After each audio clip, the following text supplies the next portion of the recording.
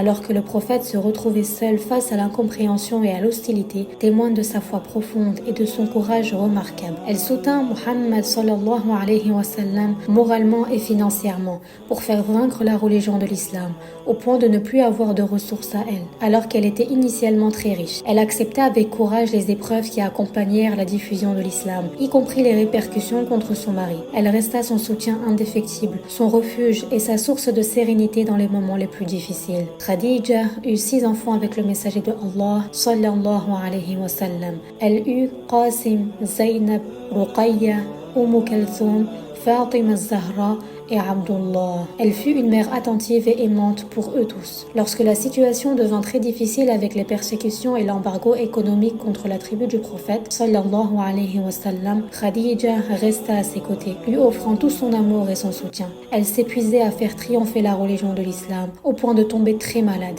Et quand le messager la vit dans cet état, il pressentit que la fin était proche. Elle avait alors 65 ans et le messager de Allah 50. Il était profondément attaché à elle.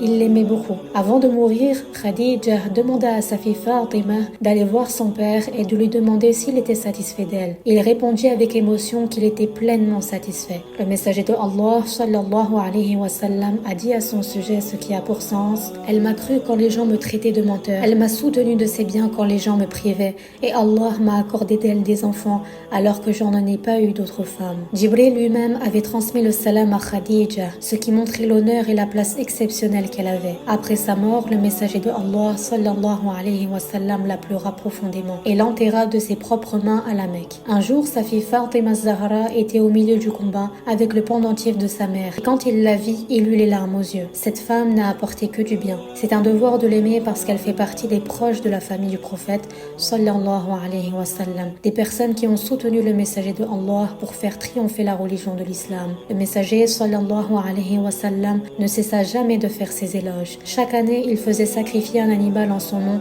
afin de lui offrir les récompenses. Elle est la 3e meilleure femme de l'humanité. Son rôle dans la victoire de l'islam est immense. Son amour, sa sagesse, sa force et son soutien à Muhammad sallallahu alayhi wa sallam sont une source d'inspiration pour tous, hommes et femmes.